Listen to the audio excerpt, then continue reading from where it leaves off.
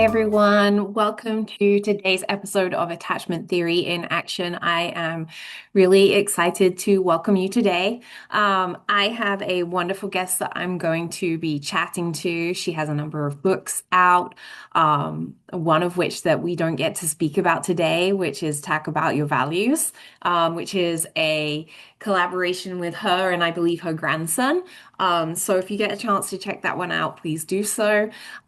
Today, I'm going to be welcoming Danielle Bernock. Danielle is an international award-winning independent author, speaker, trauma-informed, faith-based self-love coach, founder of 4F Media, and creator of the SELF Self Process for Life Transformation.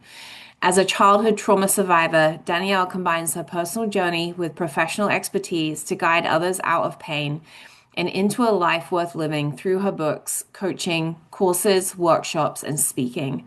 She is a relationship repair specialist and is known as that lady on the internet who loves you. Well, hi, Danielle. Thank you so much for joining me on this episode of Attachment Theory in Action. Thank you for having me. I'm really excited to get into this. Yeah, I am too. I am too. And I love your smile today. Thank You you. bring an energy to this. And so I'm excited for our conversation. My regular listeners, they know I try to start the conversation with the same question each time. Okay. And that really is, was there anything in your early life experiences, maybe even your early career, that has led you on the path that you're on now and into the work that you're doing today? Tell us a bit about your story. Oh, absolutely. There's something that led me into it. Absolutely. My life experience led me into what I do, but the impetus that was really like the push to actually take action into it was writing my first book. And Okay. that's a memoir. It's my story of getting free from childhood trauma and finding my value. And so it was like releasing this book into the world is what started everything because I was terrified to release it. I put myself into counseling to write it because I thought that would be smart, and it was, especially because in counseling, my counselor unveiled a whole bunch more trauma than I had been aware of. I Mm. was writing my book because I had addressed things, I had healed, I had grown. So I'm like, here, I can help people. And here I'm in counseling and she's unpacking this and she's unpacking that. I'm like, well, so I'm writing this book. And the second half of the book, I learned while I was in counseling, while I was writing the book. So Wow. releasing the book, because I'm a very committed person, I said, I'm writing a book and it's not a book unless you release it. You know, if you just write it and keep it yourself, it wasn't a book. So it's like you have to let people read it. It's like, but it's all new to me, not all new. Half of it's new to me. And I'm going to share, yeah, my best friend didn't know things that were in that book. So it was Mm. absolutely terrifying to release it because it was fresh to me. I had addressed the thing. So I was writing from scars, not wounds, but it was still fresh. It was new. I was still processing that other people would know about it. And it just felt like stripping off my clothes and running around the world naked, going, look at me, look at me. It's like,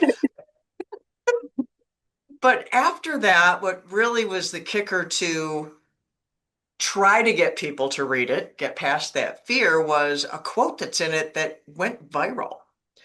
People would write to me and email me, and it became a bestseller. And I didn't hardly do anything for that to happen, which still astounds me because I've worked on other books and they haven't done as well. But that quote in it was my epiphany. And so for my epiphany to resonate with others, and they put it in their PowerPoints, they put it in their books, they put it in their advertisements, it's on their websites. People would write me, can I put it in my book, translate it into different languages? I'm like, wow, maybe I ought to like try to get people to read this. And so that's what kind of led into things, one thing after another. Now it's been 12 years since I released it, and I'm working on my sixth book now. And Wow. so that's the thing that started everything, was that book. Okay. Okay. Okay. So let's let's pause and take a little bit more of a trip backwards, and we'll come back to the book, and I want you to share your epiphany with our listeners too. But um, was there a point in your childhood where you had this realization or a thought of something's not quite right here?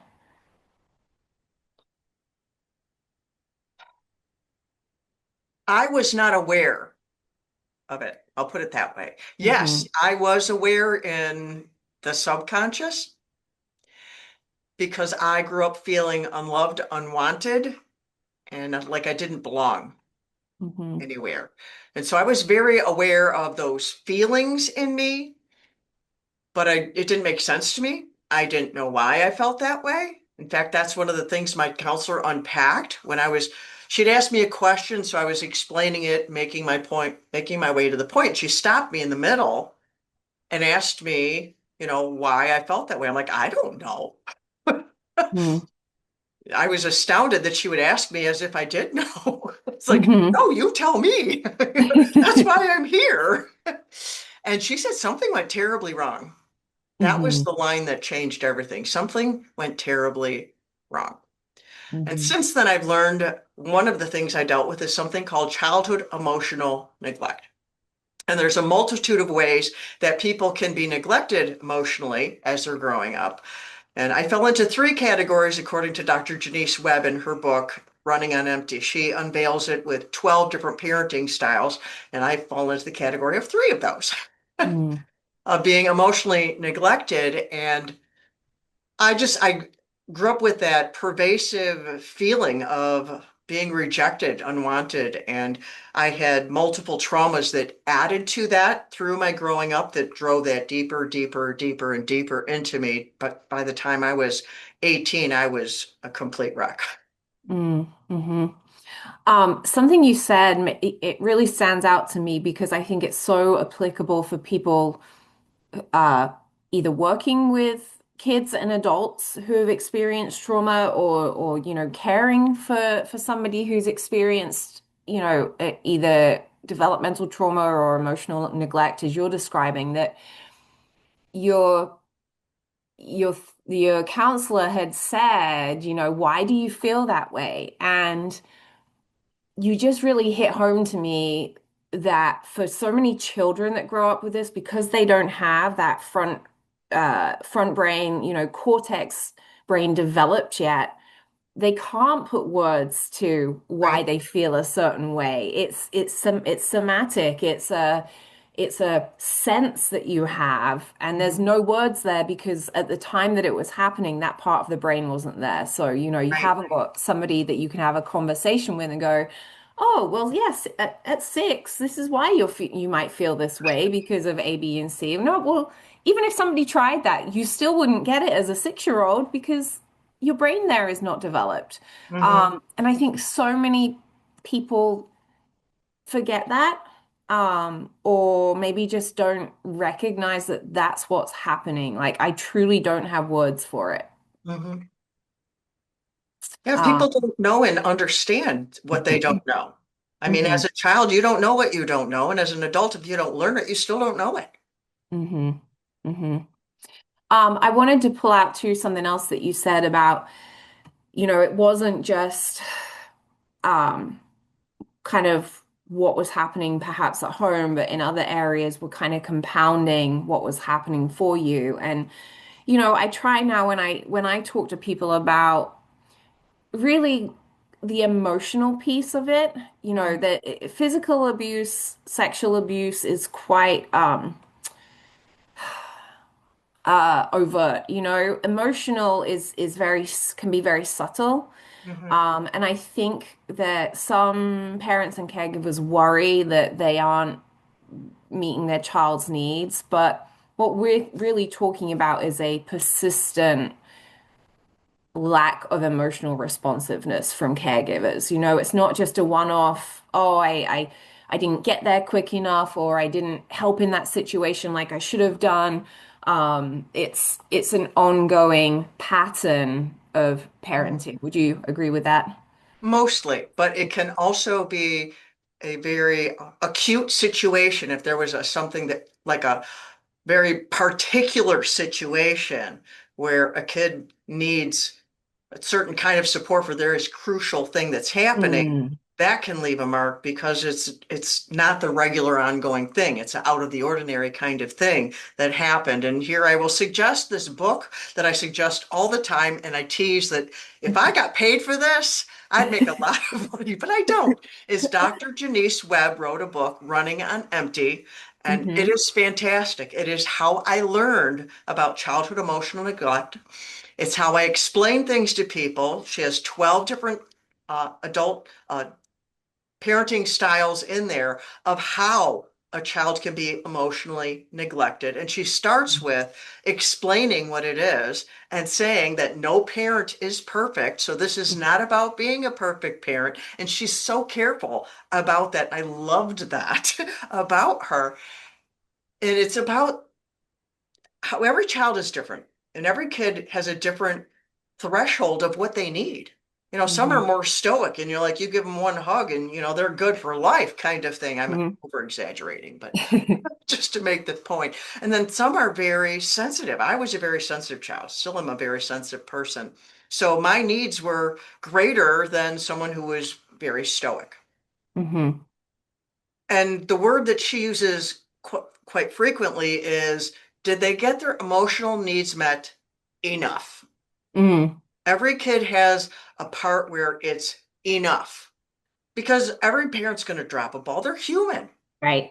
and so it's about enough. Did they meet their needs enough? And I love that because she's so kind and loving to parents in how she deals with it. And out of the 12 ways that a child can be emotionally neglected, the largest category that the majority of people fall into, which I fell into it in addition to the other two, was well-meaning parents who were emotionally neglected themselves. Mm. And I love that because it's being so kind to parents, because parents, my parents did the best they could. Hmm. And they did not mean to hurt me in any way. And I know this. And some people struggle with dealing with their trauma because they don't want to blame their parents. They don't want to hurt their parents. They don't want to accuse their parents. But there is a way to deal with your trauma without crucifying your parents.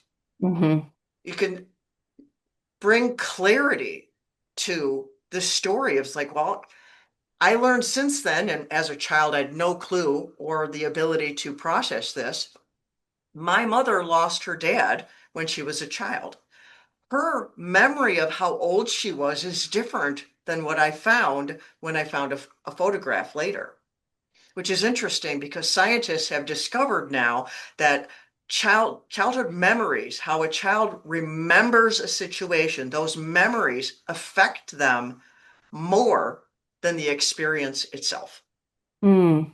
So our perception and our memories are not more important, but they affect us more than the actual truth of the circumstance. So for people to, you have to get to the truth. Well, there's a place for that, but how the kid experienced it is how you have to deal with bringing them into healing. Hmm. Hmm.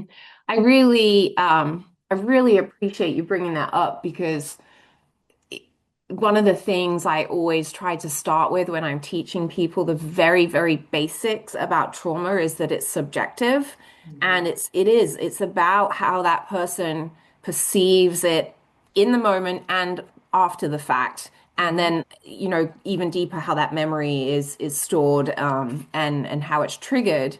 I also really appreciate your clarification of that sometimes emotional neglect can occur in those more singular instances. If I think what if there was a house fire and a child loses both their parents, God forbid, that who's there to support that child through that trauma? And there could be emotional neglect, not through any fault of the parents, like, because they aren't there to do it, or through anyone else. It happens just because there isn't somebody there. Right. Not through any ill intent of a Right. parent or a caregiver or a family member who's trying to support. I think about some of our kids who are being raised by grandparents too, who have a different approach, perhaps, where, you know, older generations, I feel, at least maybe this was in Britain, and maybe it was different here in the US, but they didn't talk about their feelings as much. It just wasn't, you got on and you did, and you went to work and you provided, and that was it, right? And so now we have older generations raising kids and in this culture and society that is very, very different. And Mhm. so again, to use your words, your parents did the best that they could with what they had and what they knew. Yeah. Um, and something I want to pull us back to something you mentioned in our kind of conversation we had to prepare for this. um, you had made the comment of they didn't mean to, so that means I'm not hurt, which we decided was not true. And so I feel like there's this very fine line in terms of, you talk about we don't have to blame our parents, we don't have to crucify them, to get to a point of healing, Right. but we can also still acknowledge that we were hurt in that. Right. Right. In my book, my first book, this was something I wrestled with a great deal.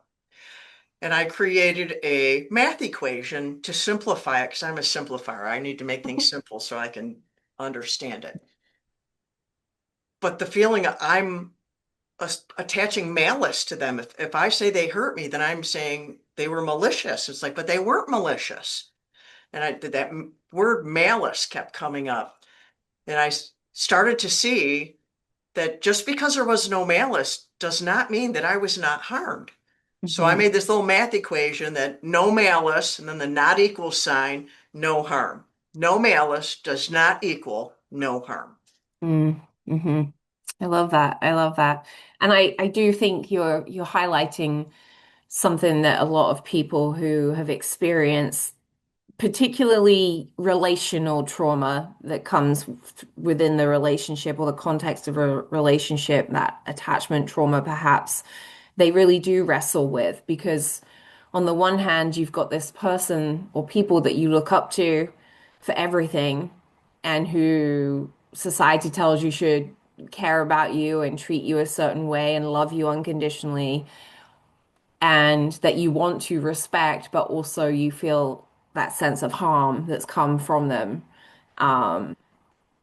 So I commend your ability and your willingness to kind of explore that and not just say, no, I'm not going to talk to them or deal with them or love them because this happened.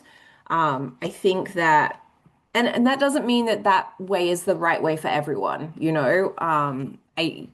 Unfortunately, I think there are some situations where there's malicious intent. Oh, yes, Right. there And is. so, but there's also what you described as caregivers just doing the best they can with what they have. But that's a really hard place to go to when Yeah. when And you're then home. there's that in between part too. There's malice. There's they did the best and they were trying, and then there's just they're just so broken they can't do anything, so they're not doing their best, but they're Mhm. not hurting on purpose either.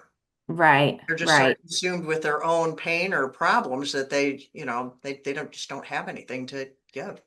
Hmm.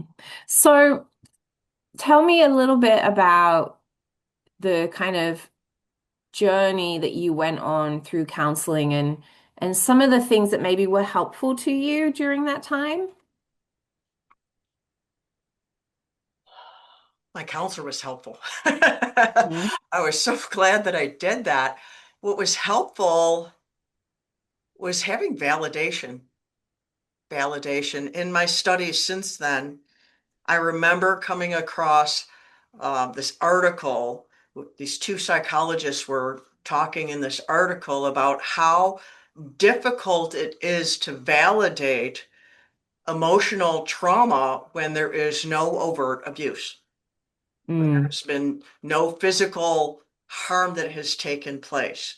And the one was a woman, and she had a client who was going through a divorce, and the husband had been emotionally abusive, but he had never laid a finger on her. Mhm. And so on the stand, she gets asked, well, did he ever hit you? And she has to say no. And so they dismiss everything in her life because he never hit her Mm. and completely erase all the other things. And that's so wrong. And then the gentleman who was in the article, he had been emotionally neglected and been through emotional trauma, but he had also had some physical abuse. And in this article, he said, I am so thankful for the physical abuse because Mm. it gives me something to look at. And I understand that, but I also want to pause here and say, think about how sad that is. Mhm. That ought Mhm. not be a thing. Mhm. It's emotional trauma is a part of every kind of trauma.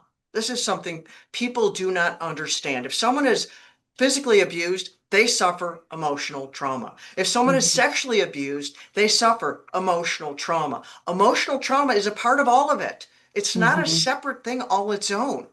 And that's something that they people categorize it like that. So they have to see something with their eyes. And that's what makes validation of it so difficult. And that Mhm. makes also the invisible things, the emotional things, the things our eyeballs cannot see, that's what makes them more difficult to heal. Mhm. Mhm. Yeah, what a great point. And I feel like for me, this should have come to my brain automatically because we are social creatures, right? So really 99% of our lives involves somebody else, And so I would venture to even say 100%, 100% because we have a right? relationship with ourselves. Yeah, Mm-hmm. we are created for relationship. I'm working on my next book, and that's part of the central theme of how we are designed for connection. Mm-hmm. And when we are disconnected, it creates havoc. Right. And we talked a little bit about, when connections hurt. That's one of my chapters in my book is when connection hurts. Because when we are hurt in the context of relationship, when relationship is supposed to be the thing that nurtures us, it creates a deeper and confusing wound inside you. Mm-hmm. Mm-hmm. Yeah, absolutely. That sense of self is, you mentioned earlier about, not feeling I'm going to mess your words up, so I apologize, but the theme was that, not feeling a sense of worth, a sense of I'm valued and important. Mhm. And you're so right because it's not something you can see. It's not this is a challenge with attachment theory, I think, for so many people outside of this world, is that in this clinical world, say it's you can't see it, it's and really with mental health in general, you typically can't see you can't see what the person is feeling. And so it's so hard. I mean, you get what I'm saying, right? There's Yes, I nothing do. tangible to It's see. intangible. Yes. Um, Making it so hard for people to really understand, and then the person who's experiencing it to really get that validation. And sometimes when people will explain things so clinically, then that they don't get understanding there either. They get lost in the jargon. That's something Hmm. I don't use a lot. I just finished two particular chapters in my new book on attachment and when connection hurts, and talking about that very thing, about attachment theory. I believe it's true. I think there's so many good things about it, but you start getting into the labeling of that, of the anxious, the avoidant, the anxious avoidant, the disorganized, the people are going, what? And so you have to unpack it in a way that they go, oh, yeah, that's me.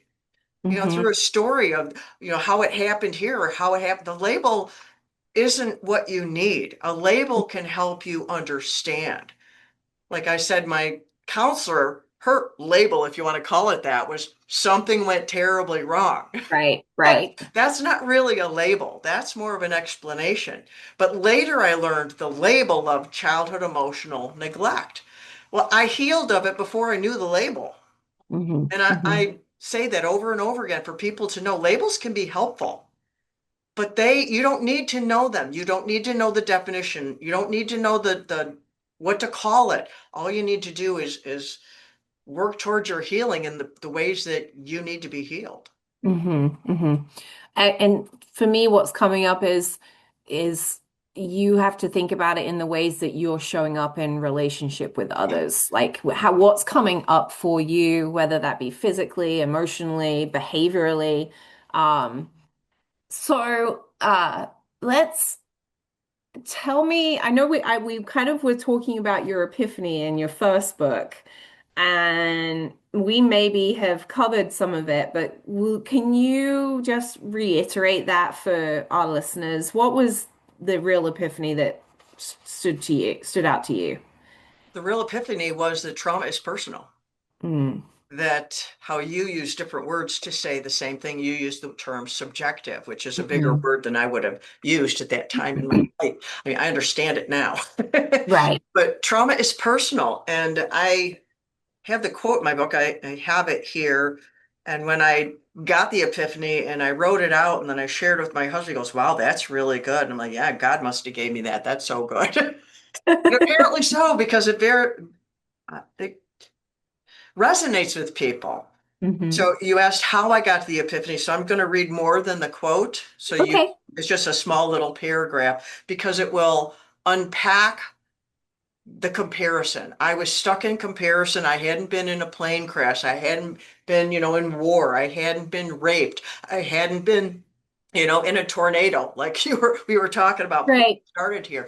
Those things to me were trauma because I didn't know what trauma was. It's why I spend so much time with people helping them understand that trauma is not an incident. It's not something Hmm. that happened to you. It's the wound inside of you that's left behind afterwards. And to validate that, I kick back against the capital T and the small t trauma for the same reason. Because when people they label that or they measure that, they disvalidate. That's not even a word. They invalidate. They invalidate their pain. They invalidate their experience. And when we invalidate it, we hurt ourselves. Hmm. So the paragraph goes, no, the teacher's shaming and humiliating of me when I was barely 6 is not the same as the Sandy Hook massacre. No, the subsequent string of various emotional woundings and traumas is not the same as a tsunami. No, the malfunction of love and the invalidation of my personhood by my parents is not the same as a plane crash. No, the spiritual orphaning by the religious leaders is not the same as the Holocaust. You cannot compare them. And see, I was so lost in that comparison. The Hmm. comparison is what had me in bondage. Here's the quote. Trauma is personal. It does not disappear if it is not validated. When it is ignored or invalidated, the silent screams continue, internally heard only by the one held captive. When someone enters the pain and hears the screams, healing can begin. I still get choked up when I read that Mm. because it has to be validated. You have to come alongside yourself and have someone come alongside you to walk your way out of it. Hmm. Mm. Those things I measured everything, Sandy Hook. If I validate this, then I'm invalidating them. No, that's a lie. It makes us feel like we're making those other things small to make ourselves large. No, you can't compare them. Mm. Thank you for sharing that. And I'm just also writing down what you had said about coming alongside yourself and have somebody come alongside you to walk you out of it. Mhm. I think that's so very powerful. Um, It's a connection. When Right, someone goes right. through trauma, part of the side effect of trauma is the fracturing of the self. There's a Hmm. disconnection with yourself in some capacity, depending on how deep it goes. Like one of the things I was sharing in my book, I have to contact a friend to make sure it's okay that I share just a little bit of her story. But, what she went through as a child left her with a fracture of self, and she was more than one person. Mm-hmm. Hmm. Yeah.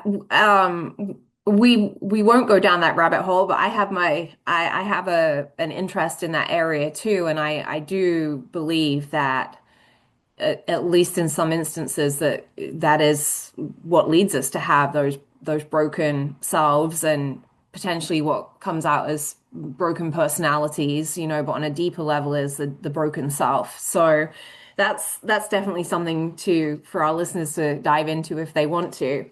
Um, oh goodness, I you said so much powerful stuff there that now I wanted to go Can I back to insert something well, there? Because you said if they want to dive into it. And I'm like, I had a podcast for 3 seasons and I interviewed specifically two people who had multiple personalities. So if anyone wants to dive into that a little bit, they could go to my YouTube channel, Danielle Bernock. Loves you. But my YouTube channel, I have a playlist, Victorious Souls podcast interviews, and they could find them in there if that's something they wanted to follow up Oh, and hear amazing. those particular interviews and stories. One was Sherry and one was Lynn. Okay, okay, that's great. No, thank you so much for sharing that. I hope that people check that out and I may even do so myself. So this is what this is all about. It's about sharing and Like what a friend raising of mine said, awareness. it's like we're I like how she puts it, we're just walking each other home. Hmm. I love that. Love that. Oh my goodness. Um, Danielle, my this has happened to me a couple of times that I've had these conversations and I'm so like enthralled with it and the power of the conversation that it just throws me off completely. Um, so let's shift a little bit and talk a bit more about your new or upcoming book, Hungry for More. Is that Mhm. correct? Yes, I do have the Um, subtitle now, though. just tell us a little bit about it and kind of some of your maybe your goals for it and who it might be for. It's hungry for more, the longing, the counterfeits, and what we're really looking for. Hmm. I started gathering information for a book about 5 years ago or so. And I was on the topic of not being enough and the whole issue, because so much in society, people struggle with not being enough. And I'd struggled with worthlessness and things like that. And I was trying to make a book about that. It just wasn't working. And that reminded me about my book, Because You Matter. I'd started that some other way also, and then abandoned it. Well, not abandoned it, put it on the shelf until later, and then incorporated some of that. So some of that not enoughness is in this new book. And it's about the central theme about our need for connection, our design for connection, our ache and our hunger for connection and how it drives us. We're always hungry for more because we can't get it satisfied. We are familiar with the songs and the phraseology of looking for love in all the wrong places. And Hmm. that's why we end up still being hungry because we are feeding it something that isn't satisfying it. We are feeding it a counterfeit because we have been thrown off design through distortion. And so we're off over here eating dirt instead of having, what we were created for. And so it has 5 different sections. The first one is the ache. That's the ache that we live with and we feel and we sense and all that. And it gives words to that and how it manifests. And then there's the design, how we were designed from the beginning of time, how we are put together, and what if in a perfect world, this is how it would be, kind of thing. And then the next section is the reality. Well, the perfect world is not where we live, so this is where we are living. Hmm. And then it goes into the repair of this is what we can do about it. because we're Hmm. not stuck in the reality that we can do something about it. And this is what we can do about it. And then the fifth section is called the with life, WITH, which is the theme about that connection. And it's not about just physical together. It's about that with, that intertwined, that oneness, that unity, that harmony that we were designed for. And the with life of to have illustrations of what this looks like, what this could look like, what your life could look like if you want to sign up for living in this manner. Mm. What stands out to me is the as you've gone through those five areas, the fact that you come back to that with. So when I talk to early educators and people in the early education field or daycare field, one of the things we talk about is this symbiosis that occurs between usually mother and infant. Mhm. I'm not trying to be sexist or anything there, but usually between mother and infant, this oneness Well, that, it's biological. You're not being right. sexist. When a woman is pregnant, the baby is, in a sense, attached to her body. It's attached. Hmm. Attachment is happening physically, biologically, the baby's attached. Right, The mother right. gives birth, then the baby is detached when they cut the umbilical cord. But it's Hmm. not until, I don't remember the exact dates, I have it for my book for the study of it. I think it's around 3 or 6 months old before a baby, starts to recognize they are a separate Separate. entity Hmm. from their mother. They're a Hmm. separate entity from that. And they start to conceive this sensation, and that's where separation anxiety starts to become a thing. Hmm. So Well, and that's then just yeah. biology at work.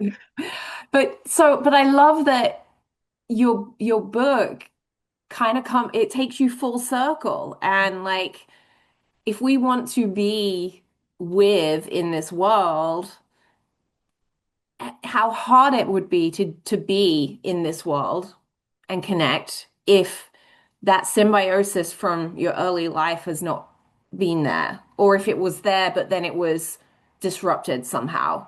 Um, Like and orphanages in other countries Mhm. where they've done studies. I have a friend at church that I just found out the other day, her sister had adopted two children from Russia. And the rule then, I don't know what it is now, but the rule back then was they would not allow a child to be adopted until they were two. Mm, So this child had to live for 2 years in an orphanage. And if you think about the reason why, it makes sense. On the one hand, it's to give the parent an opportunity to come back. And I appreciate that. But in the case when they don't, these poor kids that are left there for 2 years being maltreated, and the ways that my friend was telling me her niece and nephew had been treated, and they still bear the scars as well into adulthood now because they were so maltreated and not loved, even though when they were adopted at 2 years old, the parents, they got the information that they needed. They loved them well. They got the things of how to do that, and they would just hold them mm, and do all the things they needed to do that they were instructed to deal with traumatized children. And they're way better. They're doing way better. They're functional and all that, but they lack certain empathies because it was never provided at the beginning. hmm It was hmm it was stripped from them. Right, right. Yeah, and we hear of that a lot in our work, and the sad reality is that the physical needs are met, but going again back to your story, the emotional neglect was taking place, and sometimes it was malicious, other times it wasn't. It was, we think that we're doing the right thing here. We've got however many children we have to take care of, Yeah. and they're fed and they're warm and they've got a bed to sleep in, Mhm. but the emotional piece was missing. Um, I came across an article that it hurt my heart so much. It's another illustration. I'm going to be sharing about it in my book as well. A young man, I don't remember how old he is actually, a gentleman named Brian. And this guy had gone to the guy, Brian is in prison, and this guy went and he was, I think, interviewing him or something. And he was in jail for murder. And he became what he became because of emotional neglect, Hmm. because he was not seen as a child. He did not see that he was not validated. He did not matter. He felt like he didn't exist. And when he was 13, someone started, paying him to deliver packages. He didn't know what they were. He started delivering packages, and then it escalated into this, that, and the other thing, and then to guns. And then, it's just a thing, not a big thing. And then they started paying him to kill people. Hmm. And because it was like boiling the frog slowly in the water, instead Right. of throwing the frog into hot boiling water, it's it happens different when it's slow Hmm. like that. And he got validation. He was seen by these people who Hmm. were leading him into criminal activity. They validated his existence, and that's what he said. He existed to them. Hmm. His hunger for his need to be seen was so starved that people paying him to murder people fed that with a counterfeit feeding of that hunger. That's Hmm. not what his design is. We are not designed to go murder people. That the design is Right. broken when that's happening. Okay. Hmm. Let that be very Hmm. clear here. But Hmm. that didn't take his hunger away. And he said, even when he was killing the people, them looking at him, their fear validated his existence. Hmm. And that is so twisted and it's so sad. It's sad, and I want to bring across the sadness of it, because yes, it's criminal. Yes, he killed people. It's horrible and all those things. I don't want to invalidate the injustice of it, but I want to highlight the sadness of it. He was Hmm. robbed of what he needed, and it turned him into a different person. Hmm. It's Yeah. was something missing. That wasn't something that happened. That was something that did not happen that he needed to happen. Hmm. Hmm. Yeah, and I mean, I think when you put it in the way that you did about, he was important in the eyes of those people that were telling him to deliver packages or murder somebody. He was getting that hunger fed in a terribly unhealthy way. Yeah. But he had no other way to do it. That we, like you said, it had been stripped of him. And I think about the when I've heard about people who, become addicts and how often drugs or alcohol become their way of connecting with people. Hmm. That's one way, it becomes their way of connecting, but it also allows them to put those voices away kind of thing of that unworthiness, and then they can connect with people. So it's either the drugs and the alcohol being a connecting point, or it numbs me out so much that now I can Hmm. talk to people or connect with people. So I have to keep doing it, because if I don't, that voice is going to be there still, and I'm going to feel like I'm not worthy. Yeah, I And love what Dr. Gabor Mate says. Are you familiar with him? hmm. I love what he says because he has brought compassion so much dealing with addiction. Because there are so many critical voices out there. And the same thing with this guy who murdered people. I'm not saying that addiction is good. I'm not Right. saying that. What Dr. Gabor Mate says is don't ask why the addiction, ask Hmm. why the pain. Mm. Yeah. It's deeper than the addiction. The addiction is just, it's a side effect. It's the evidence we see. It's the thing we want to look at because we can't see the real problem. The real Mm. problem is invisible to our eyes. It's Mm. intangible. Yeah, absolutely. Yeah, I think that we have to start, yeah, seeing beyond being beyond the behavior, right? Like again, and people need to understand that we're not saying that the behavior is okay. We're saying if you want to try to stop this from happening, you've got to look beyond it. You just can't stop at the surface. You've got to see that pain underneath. I love that, Danielle. I think that that's a great place for us to wrap. I think you and I could probably just talk for half a day on this. Yes. Your wisdom and your insight and just your how you have so eloquently explained a lot of kind of deep concepts and experiences I really, really appreciate. And I Thank know you. that our listeners are going to enjoy this conversation. So thank you so, so much for joining me Well, on thank you today's for having me. episode. I really enjoyed the opportunity to talk about these things in a different way with the focus on attachment and being able to talk about this new book and just be able to share with other people. Thank you for the opportunity. You are welcome.